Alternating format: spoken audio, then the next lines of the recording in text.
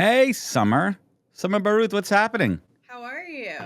It is a pleasure and an honor, and you are looking bright and cheery this morning. Thank you. I'm trying to hold on to my youth a little bit because I also have Gen Zers in my house that tell me that I'm cringe Oh, God. almost daily, or they'll say, "Don't ever say that again." Where on this Give fine me the planet? bombastic side eye. Where on this fine planet are we speaking to you this morning? So I live in Charlotte, North Carolina. It's the metropolis of the South, I guess. I don't know. Where, where, we're in the same time zone. So, real quick, for everyone who may not know you out there, tell us who you are and what you do best. Absolutely. So, Summer Baruth, I always talk about how I'm lighting people up and helping people feel seen, but my day job is as a brand strategist and employer brand. Like most people in the employer brand world, I got thrown into it Hmm. when I was on a different HR path, and they were like, "Oh, you did morning radio. You would be perfect for doing social media for people." And at the time, they were like, "Social recruiting, social something. We just need to be out there." So, I've kind of made it my own. I knew nothing about it, 20 years ago or whatever. So it's Eh, just been fun to walk the path, People get disrupt thrown in. people.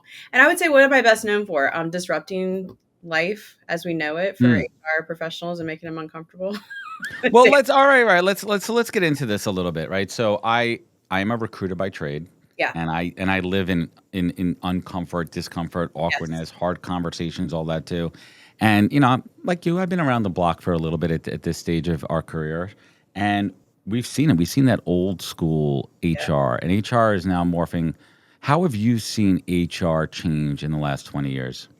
So I would say that we've gone very much from being that policy driven function and organization. I think we're still feared in a lot of organizations, right? From an HR Mm, perspective, like, "Oh, don't let HR fear be me, the party." Yeah, but I think you're starting to see narcs. an evolution now of it being more people and culture driven Hmm. and more.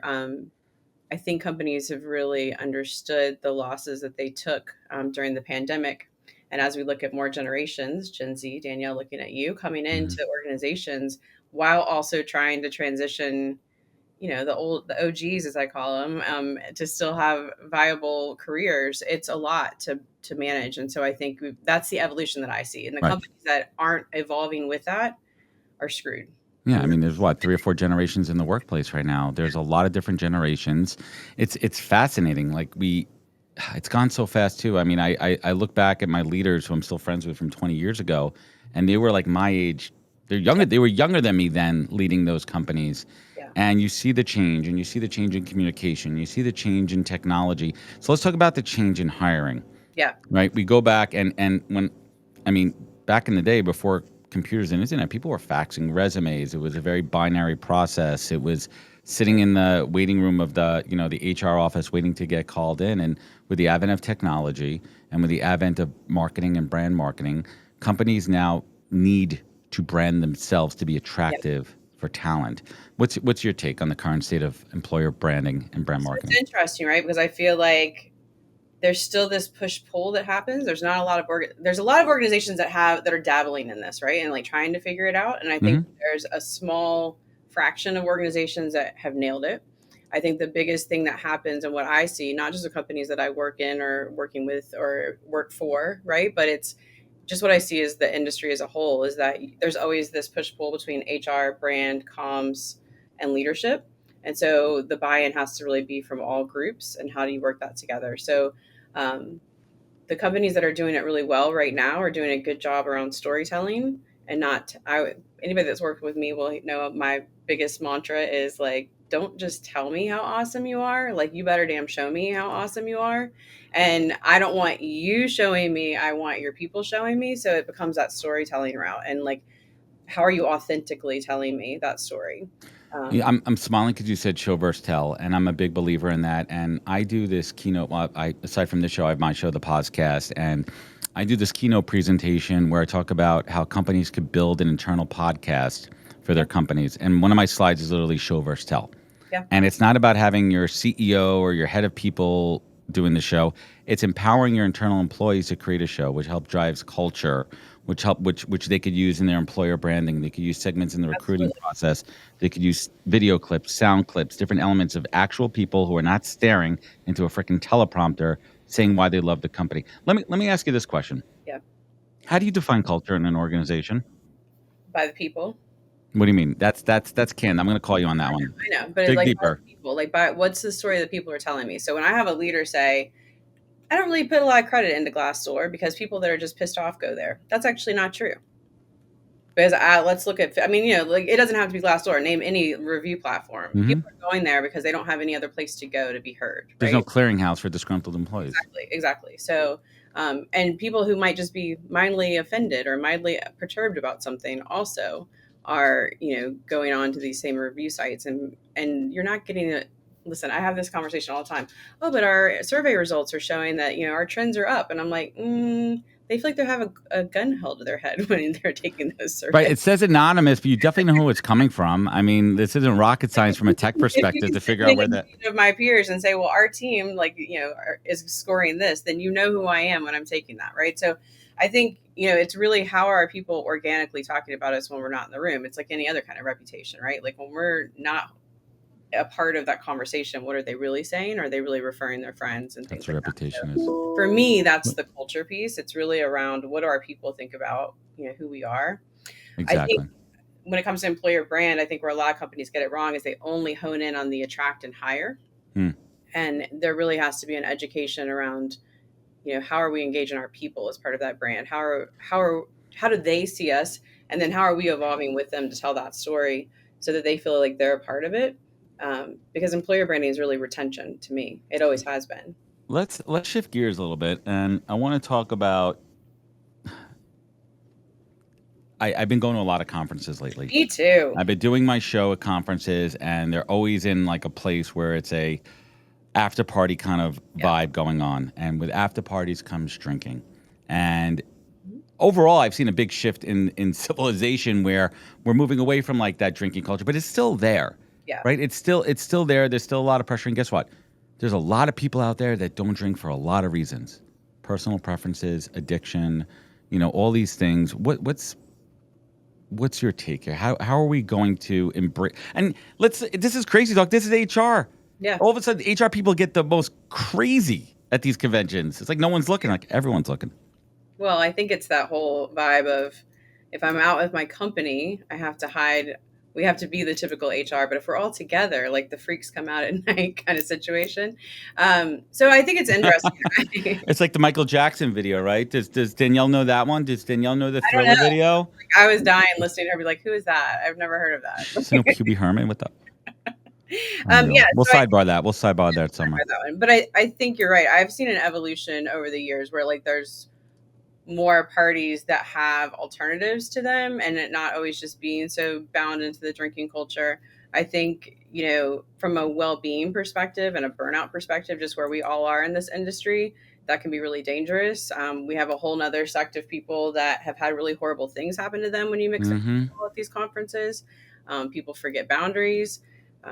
I've been vocal about the fact that I've had my own experiences where people just push and push and push. I know it's the hair and it's the lovely personality that you think I'm always flirting, but I'm not.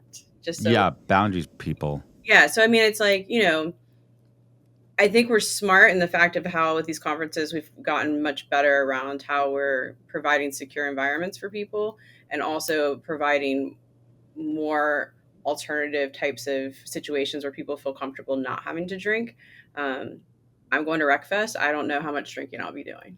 Just saying. Well, I mean, Wreckfest was interesting last year. I mean, but here's the problem: you're going to Nashville, which is a party town, Yeah. right? You're going to Nashville, which is a party town, and I see a lot of. Now I'm talking about Wreckfest. I'm talking about just general blanket statement. I see a lot of companies they give out tickets for their happy hour. Here's a drink ticket. Here's this. Here's that.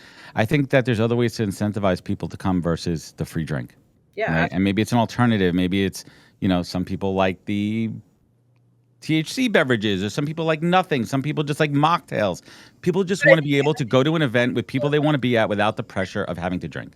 I think being mindful of having a little bit of something for everyone. And listen, I've worked in a lot of organizations, both in corporate and just in different types of like Talent Brand Alliance, for instance, like I used to do their events. Like we would try to make sure we had alternatives for people because to your point, for some people it is just a personal preference. For others, Mhm. it's a well-being issue. For others, it's my mental health. Sobriety. And exactly. So I mean, there's a lot of different things around it. And I think even if you move separately from conferences, I think organizations as a whole need to be better about it. Like I still walk through companies that have taps in every lobby. Mhm.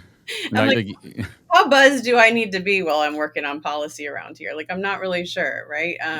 well, different, and also here's the other thing too. I'm just gonna say this too. Like, let's also be careful here, just to not shame people who do enjoy a drink, right? Like some Absolutely. people, like in moderation. Like I'll tell you, after I do a full 8 hours of nonstop podcasting and event, I like to have a drink, but I'm also very mindful of consumption and moderation, and I also know my own limits too of when I get past the point of like I don't want to be. And I also know when to excuse myself. That's a Right. big. I'm like, I'm Well, done. Go and in my that's room. Bye, different. And guys. Bye. that's See you different. later. Yeah, because not But a lot everyone of people don't. does. And so listen, this weekend I am going to Nashville to party with my safe zone of friends Mm-hmm. for a very different event. So I'll have it all out of my system by the time I get there for the conference, right? And that's more You'll of a nash it out. yeah, that's more of a me thing. I want to feel good while I'm attending meetings. I want to like have the networking experience and not but I'm still going to drink. I'm just not, I'm going to drink in moderation. So let's be clear. But I do think from just helping people feel like comfortable in those situations, providing lots of different alternatives or other types of events that aren't surrounded around like the alcohol itself is also fun. Well, you know what's interesting here, Danielle? Give you a second here. I want to bring you in to close this segment out for a minute, Danielle. I want to get your take from this Gen Z perspective too about drinking at conferences. Let's bring Danielle back in here for a moment here. What you've been to a bunch of these. We'll get the screen going in a minute here. But what's your take from this Yeah, conference perspective on the necessity of alcohol and alcohol centered events? We I need to love bring in that this we're perspective. yeah, I love that we're having this conversation. And it's something that I've seen I mean in my own life, I have been less of a drinker basically since college, and it's been a huge barrier socially, but it would have been a bigger barrier had I grown up and matured in Adam's age, like by when he was going through Yeah, college it and was a stuff. Because Mad Men era. It was totally like give me that people scotch just after like work. chugging beers everywhere. See, Yeah, wake up, chug. No, yes, and wake up, chug, work. it, it's been written about a lot. Also like Wolf of Wall Street, that kind of era. It's been written about a lot how there's a sober movement, a sober curious movement, and it's really starting with Gen Z. We're drinking less, we're more interested in, activity based communities and getting outside our comfort zone, trying new things, exploring, and not just going to a bar and drinking our life away kind of thing. And like no shame if you do that, but I think we do have more of an emphasis on not just mental health but physical health, and what empowers our mental health, and that is for a lot of people staying away from alcohol. And it's interesting because Summer, I've also shared a bit about my own experience with similar boundary crossing and things like that at conferences, and I'm only in the first few years of my career, so for that to have happened to me, and it's such an early stage, Yeah. means that it's happening a lot more than we think it is. And I think there's a big responsibility for conferences to be aware and to get ahead of that. And if they don't, it's irresponsible. And I know several conferences that know that happens and they don't do anything about it. So that's been a conversation amongst me and my colleagues too. Well, I'm glad we're talking about it and raising awareness and putting it Yeah. out there that companies do not have to revolve around alcohol. And that's one of them. When I go to HR Tech in September, one of my goals. I'm just talking kind of openly about this. I want to take a couple of potential sponsors and partners to some other cool stuff in Vegas, Yeah. like Meow Wolf, and see some other interactive things where you're having a different type of experience versus the classic happy hour, restaurant, bar environment. I More mean, I experiential, loved. more I mean, experiential. listen, they're always in like fun places, right? So there's always so much to do. And I think to your point, Danielle, like we want more experiences as a whole, right? And it did start with Gen Z, and I think like, but the rest of us are kind of like, oh, that actually is kind of fun. I'd rather go do Yeah. that instead, right? Like, give me a Museum of Illusions are always like fun, Mm-hmm. kind of cheesy, but still fun. And who doesn't want content, right? Like, it's just, like you kind of do those kind of things, and that makes it fun too. You can have alcohol there, but I just think like not having it centered on that. Because again, I do like to drink, but I don't want. I feel like I have to like just be sitting at a bar, like pounding back. Like it's more fun Yeah. than other things. And I'm usually, at those conferences for a reason, whether I'm speaking or I'm wanting to network and like grow like my knowledge about things. And like if I'm hungover, that's not going to work, right? So Not at all. And give me I mean, some even at swag, though. I'll take Transform, cool swag. Like I'll take cool swag for open bar. Just saying, like Yeah, give me a I cool hoodie. agree. I mean, like one of my favorite memories was being at Transform earlier this year and going to, comedy show with shout out Evan and Ben. I was there. Yeah, I well, missed Transform this year because I was in the transition unfortunately. between two roles, and I was like, man, I want to go so bad. I love Transform. My all-time Transform moment was like seeing Nelly and like being like he was right here on stage in front of me. Well, we Oh, had Flo Rida this year. That was a whole different. We had Flo Rida giving away sneakers, and I know. it got That's fun. ratch. Can I use the word ratch, Danielle? it did. Is it In this, crazy?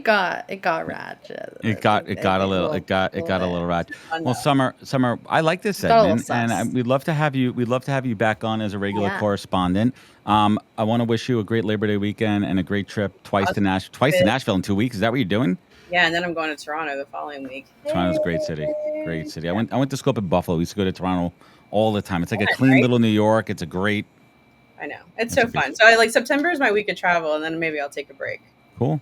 I have Well, a Summer. senior in high school and a senior in college, so Oh man. I'm it over here. So I Wow. can get away Well, when I can. you enjoyed Summer. Where could folks find you? Where could they connect? Where could they learn more? LinkedIn's the best place. So I'm the only person right there. That's me.